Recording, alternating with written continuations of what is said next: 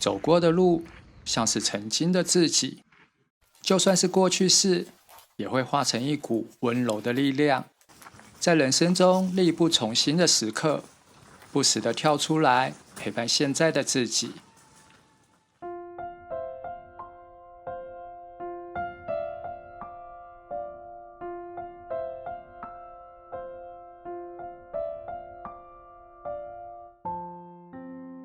离开金刀比罗宫785阶的玉本宫，我开始往1368阶的奥舍前进。这段路的人潮少了很多，一步一步用自己的节奏前进，也是与内心对话最好的时机。喘着气的时候回头看，惊觉已经爬到那么高的位置了。一如人生，每一步都算数，而这些过去的脚印，就是成就自己最好的证明。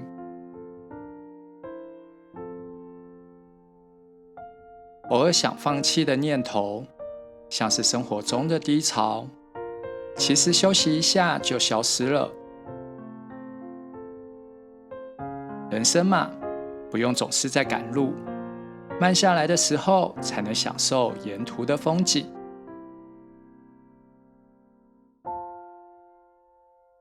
4国小旅行进入到第4天，除了要爬上金刀比罗宫祈求幸福，还会在小众景点晴平温泉休息一晚。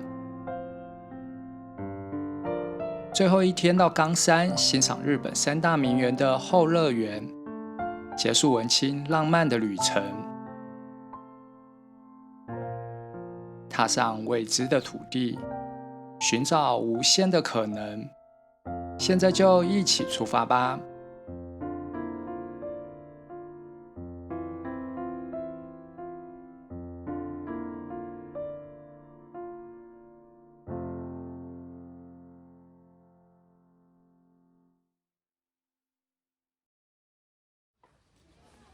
爬上第1368个台阶，终于到了境内最深处的岩魂神社，也就是奥社。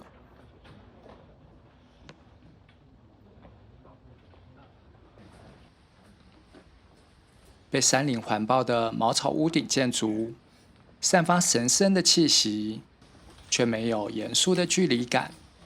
旅人在这里可以好好的休息一下。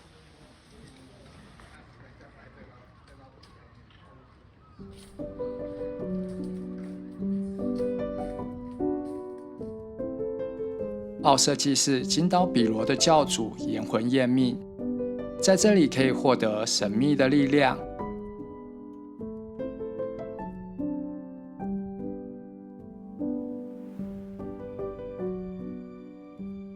左上方的峭壁有一对天狗和乌天狗雕像，与岩壁几乎融为一体，需要张大眼睛才找得到。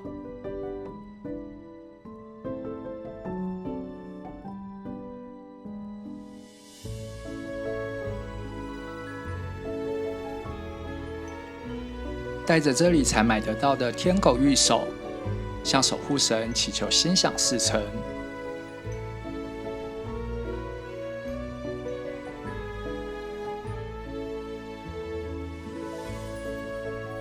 晴平的高处绝景，像是为金刀比罗的参拜注入最后的能量，心满意足地开始往山下走。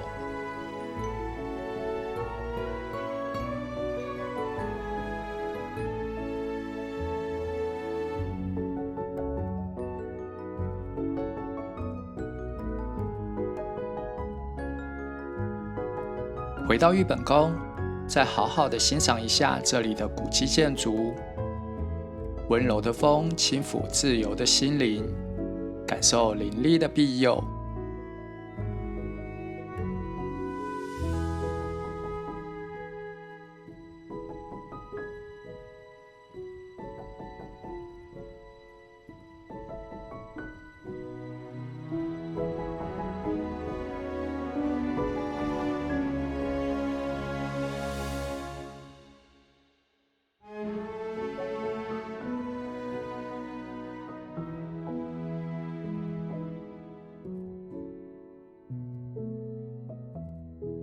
下山的路途虽然膝盖开始酸痛，但不时出现眺望远方的视角，让视觉的憧憬与满足抵消了身体的疲累。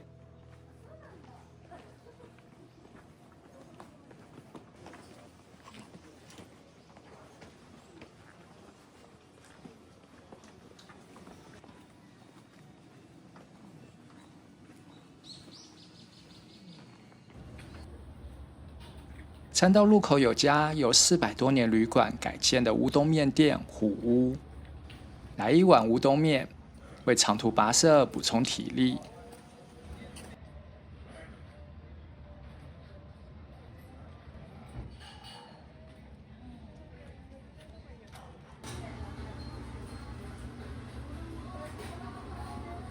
面体很 Q 滑，柴鱼片、海带、青葱及牛肉，配上鲜甜的汤头，这大概就是疗愈的味道吧。这里的中碗大概是别家的大碗，满足的分量是旅程中最温暖的滋味。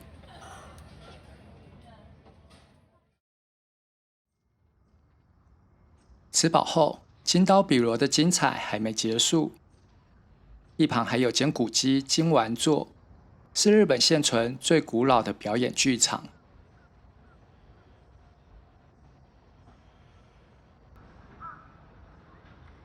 江户时代的琴平因为处交通要冲，加上金刀比罗的不绝香火，于是在1835年建成这座旅途中不可或缺的娱乐场所。从江户时代至今，未曾遭受风雨及火灾而保存下来，在1970年被指定为国家重要文化财，名称也由原本的金丸座改为旧金毗罗大之居。穿过低矮的路口，一进来就能感受浓浓的历史气息。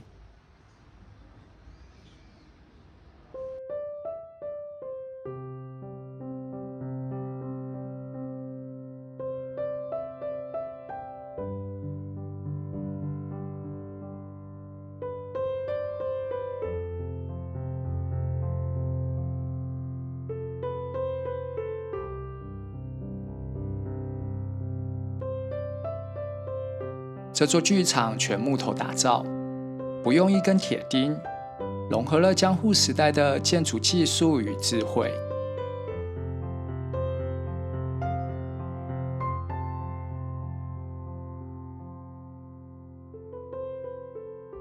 观众席分为1楼的升席与2楼的战俘席。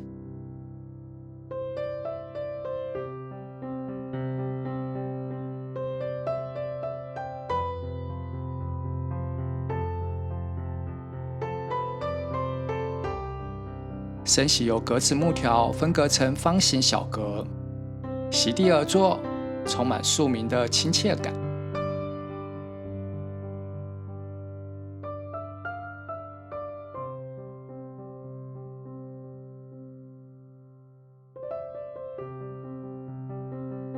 从舞台延伸至观众席的花道，是演员登场与退场的专用通道。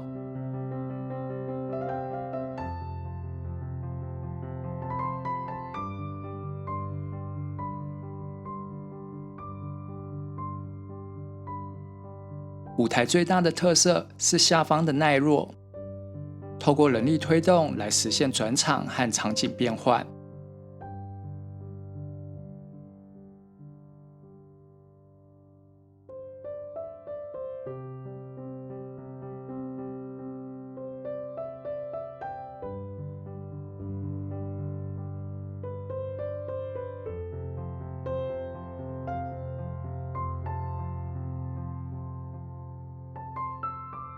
还可以参观后台的演员休息室，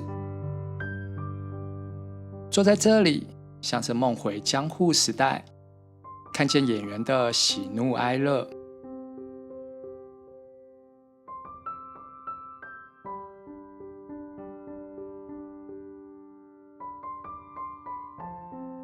旧金皮罗大之居在每年4月仍然会邀请当代名角演出歌舞伎，重现江户时代的热闹景象。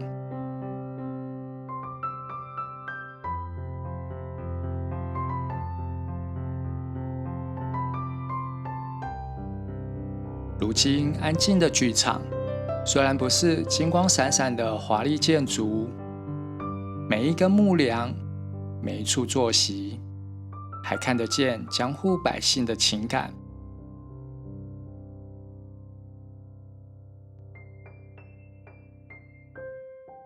静默的舞台藏着热闹的灯火，在无声的历史里上演一场永不落幕的戏曲。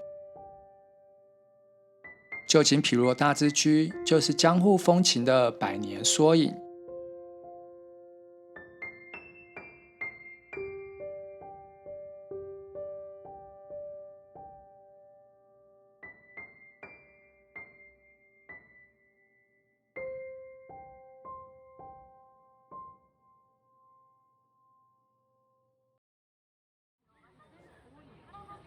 回到主餐道，有好多伴手礼和特色商店可以逛。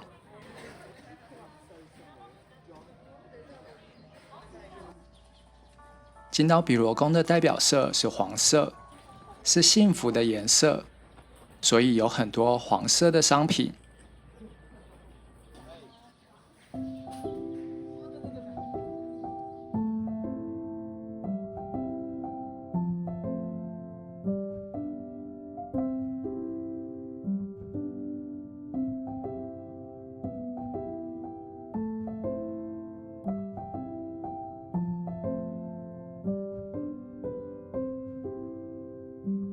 金长川是流经晴平的主要河道，沿途有非常多特色小桥。不过这区的商店街就没有参道那边热闹了。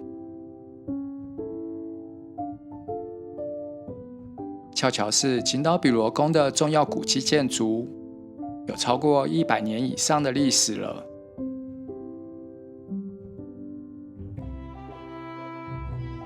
特殊的结构采用拱形支撑，完全没有桥柱，带有屋顶的桥面，除了能遮风避雨，还增添了传统建筑的美感。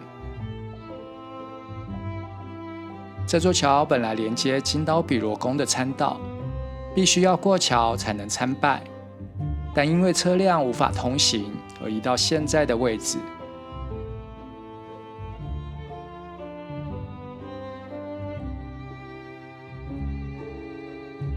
独特的魅力增添了前往晴平温泉路上的小乐趣。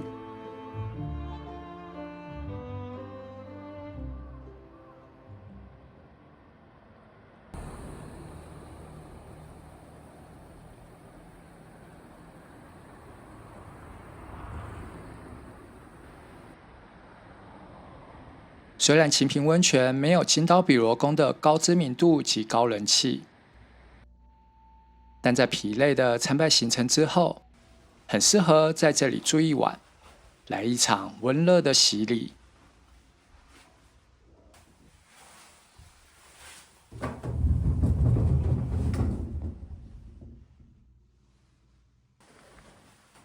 今晚入住的晴平花坛是创业400多年的老字号旅馆。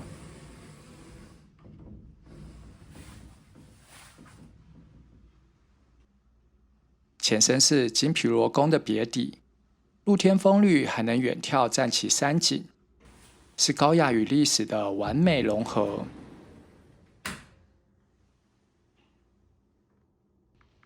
旅馆的房间围绕庭园而建，晚上虽然看不见庭园，却在昏黄的灯光下更显复古的温暖。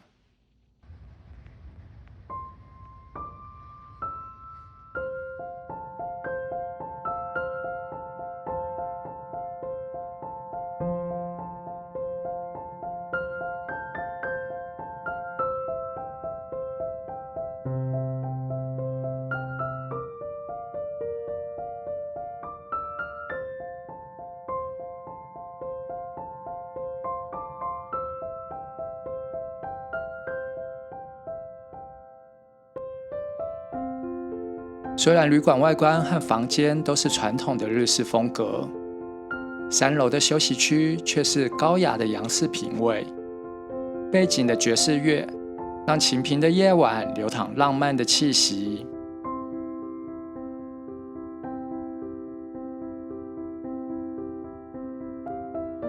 在2楼的松月台享用晚餐，西式格局与和式饮食的混搭并不突兀，在保有隐私的空间里独享美味。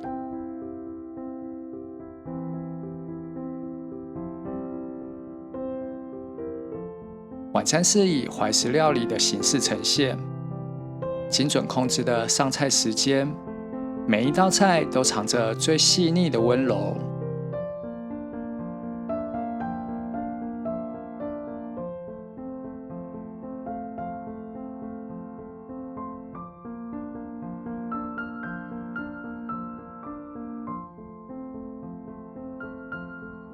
在怀石的基础上融入地方特色，吃完后除了精致的感动，还留下独一无二的记忆。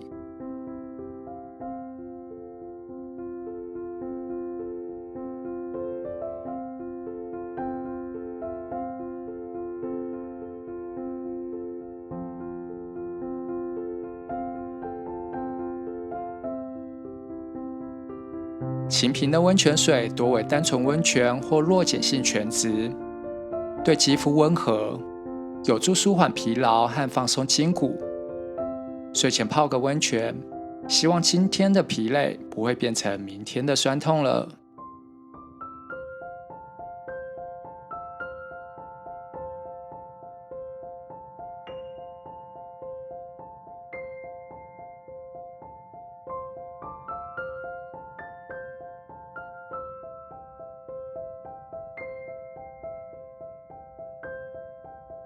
旅馆的名字叫花坛，清晨总算能毫无保留地一览这片美景了。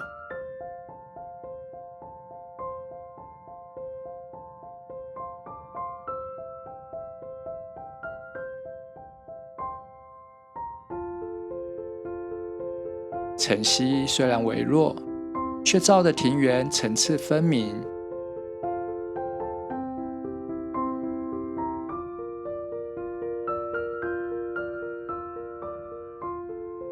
走进庭园中，再一次被古典的绿意疗愈心灵。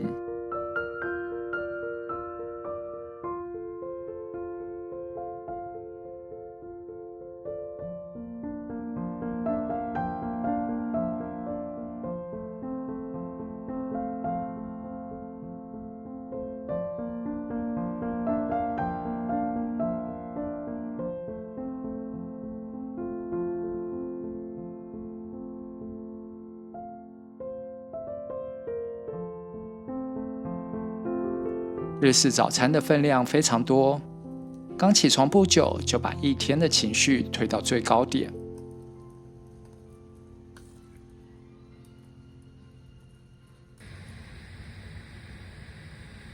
再泡一次温泉后，就准备开启今天的旅程了。虽然整晚都待在这里，但总感觉意犹未尽。这大概就是日式传统旅馆让人喜爱，却又无法一语道尽的魅力吧。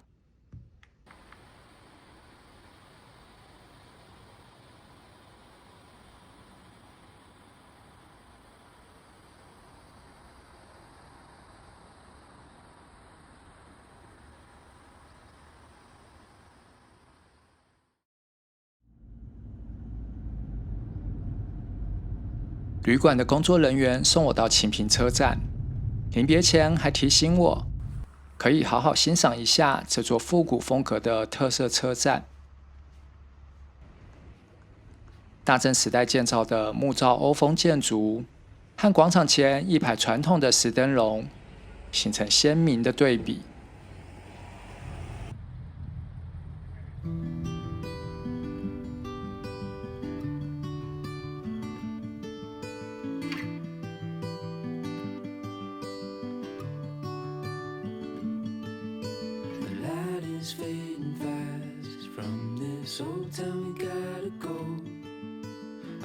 bags are packed, so what we waiting for? There's no point in delaying what we both already know. Escape this time with me. 月台上充满日本乡间独有的悠闲，干净的空气，亲切的招呼，缓慢的步调，组合成一段难忘的四国回忆。四国小旅行的最后一天，回京都的路上，我会在冈山停留一下，参观日本三大名园的后乐园。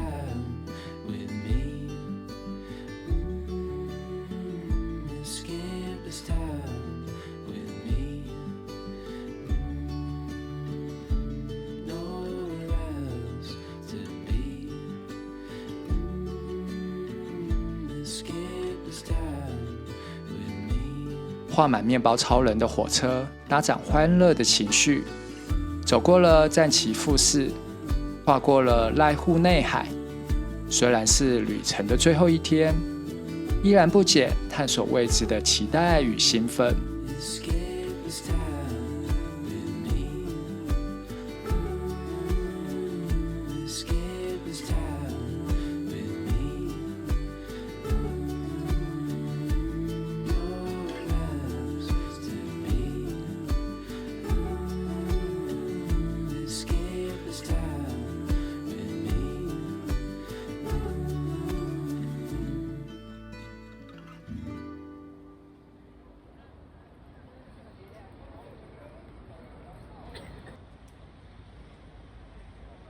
虽然同样是关西，冈山这里没有急促的步伐与熙攘的人群，一切像是慢了一拍的优雅。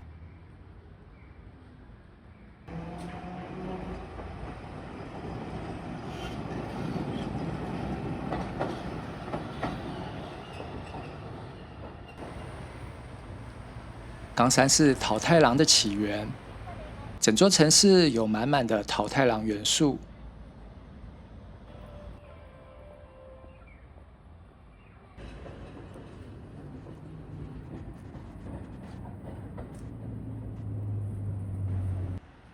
从 JR 站到冈山城坐路面电车3站的距离，我改用走路的方式前往，以寻宝的心态，看看沿途能找到多少桃太郎。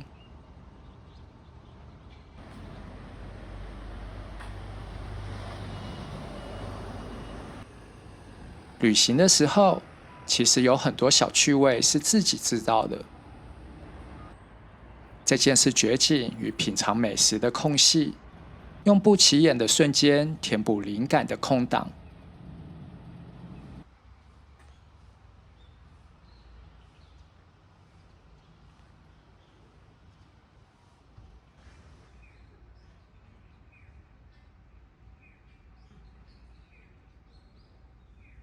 冈山的街道很干净，穿过河边的石山公园，缓缓流动的旭川映入眼帘。连接城堡与庭园的越剑桥安静地横躺在河面，如同岁月在这座城市留下的笔触，淡淡的却不容忽视。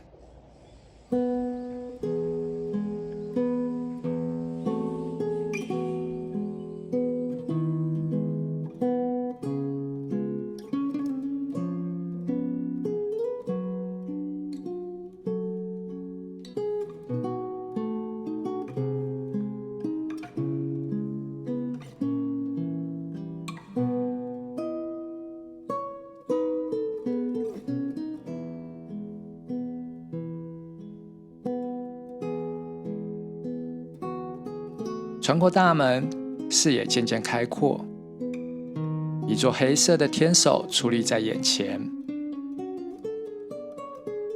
冈山城因为黑色的外墙，又被叫做乌城。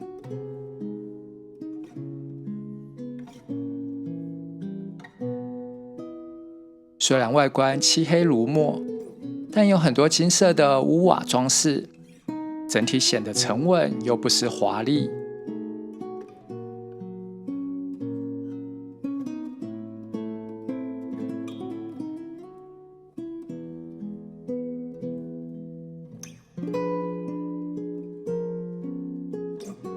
冈山城是丰臣秀吉的养子宇喜多秀家在16世纪末建造。他在关原之战败北后流放琉球，城池落入小早川，最后再成为池田藩的居城。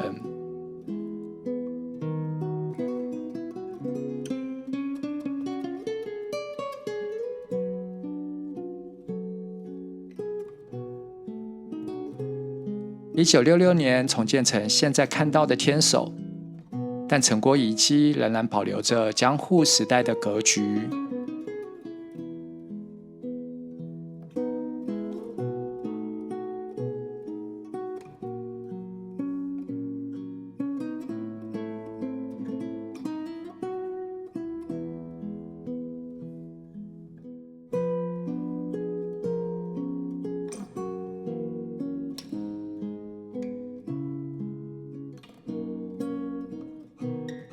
城堡内有很多可以触摸的文物，还有模拟战国时代的轿子与盔甲体验。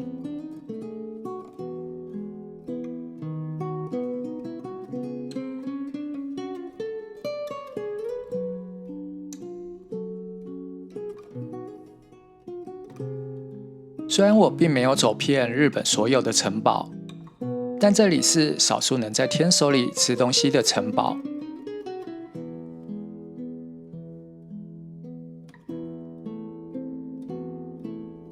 可以一边休息，一边学习历史，是一段非常轻松惬意的时光。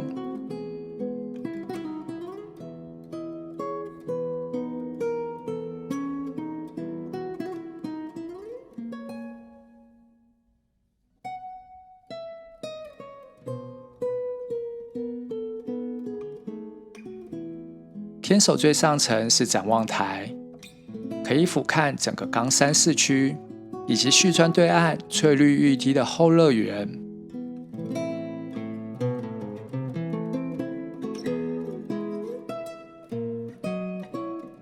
可惜这里的展望台并不是大面的开窗设计，只能在夹缝中拼凑风景的全貌。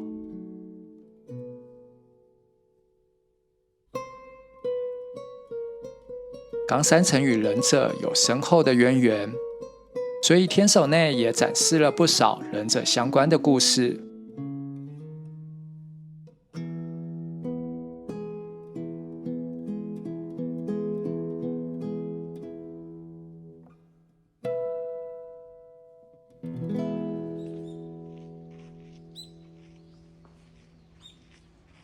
为了配合地形，天守阁的石墙和1楼的平面呈现不等边五角形。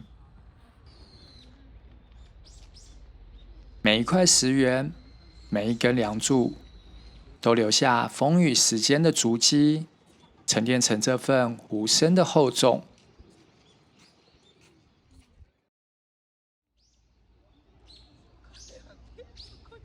沿着旭川走过月见桥，前往日本3大名园的后乐园。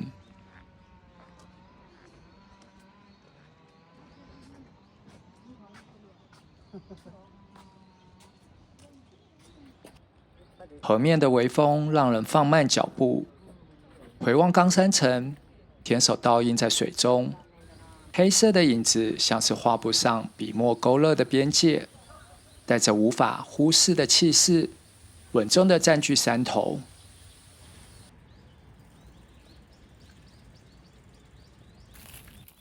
漫步在河岸，水面上的波光粼粼，映照天守的纹理，走入岁月的静好。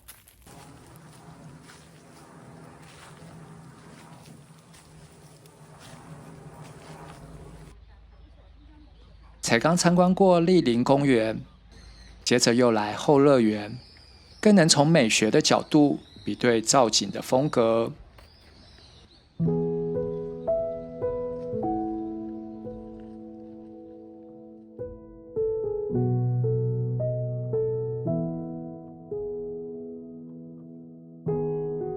相较于莅林公园的一步一景，后乐园并不是繁复的造景之美，而是一种留白的艺术。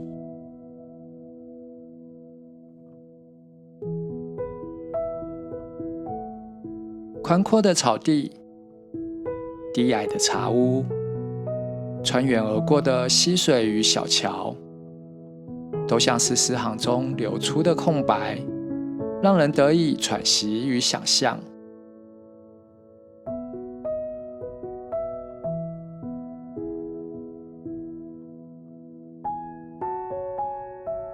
后乐园由池田刚正于1700年建成，名字取自《岳阳楼记》中后天下之乐而乐。领主希望政务之余，能反思百姓之苦的寓意。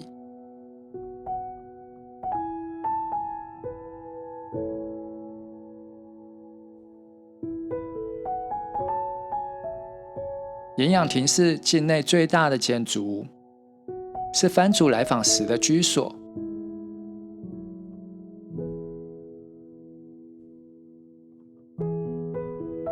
南面的花叶之池和东面的小桥流水，是不同角度的经典画面。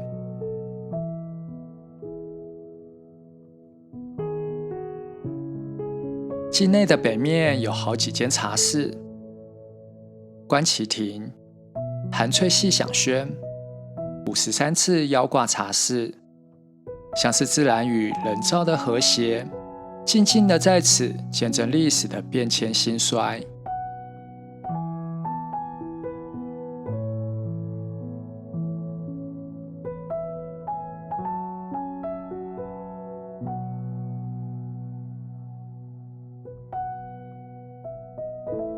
远景的冈山城，中景的假山，前景的草皮和水池，这里是后乐园里层次最丰富的一段路。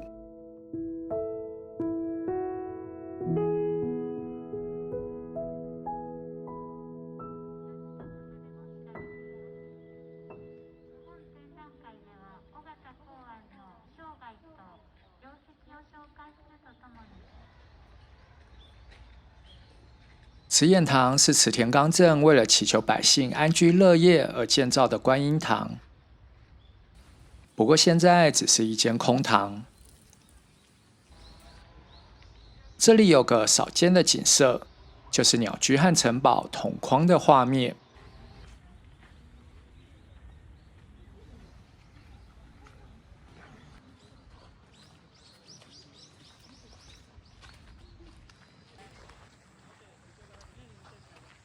泽之池是境内最大的水池，走过木质拱桥，还有间岛中茶室。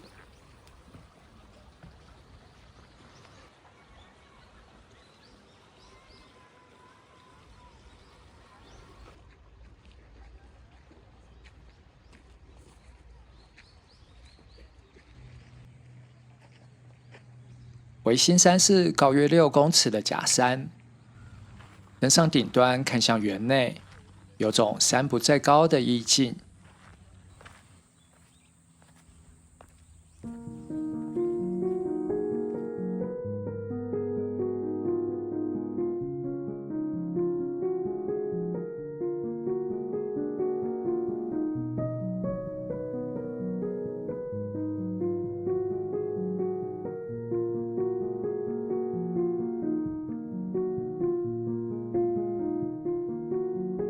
流殿是与流水共建的亭子，这种样式的建筑在日本很少见，是藩主散步时的休息之处。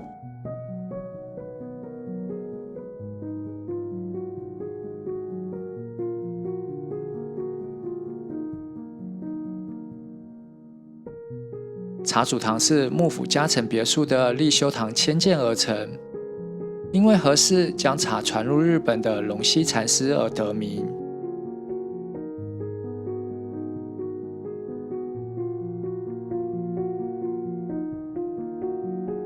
莲池轩是池田刚正最喜欢的亭子，可以眺望水色美景。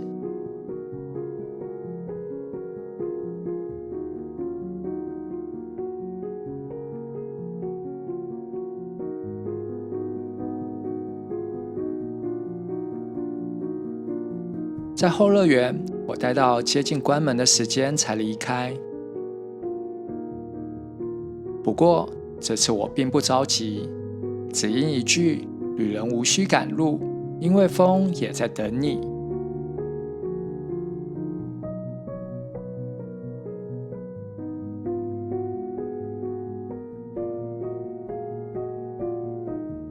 冈山城与后乐园其实只隔了一条旭川，却像是跨越了2种时间感。城是历史的硬体，见证了战争与权力；而园是灵魂的柔软，谱写了静谧与诗意。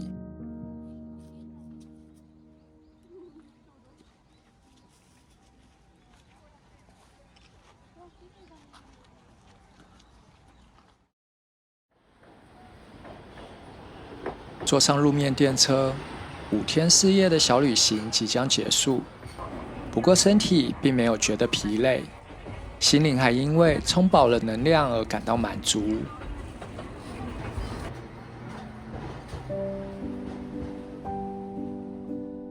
旅程中对世界的细腻观察，都将化为灵感与启发，转变成文字与画面，最终成为生命中的一部分。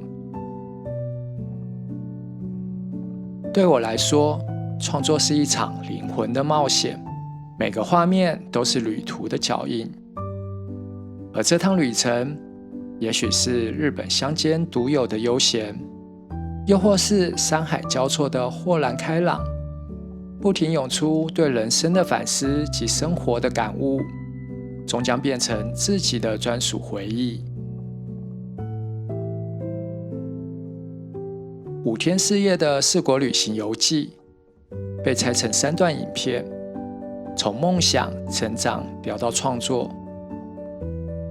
以文青作为标题，并不是形容自己，而是4国的氛围。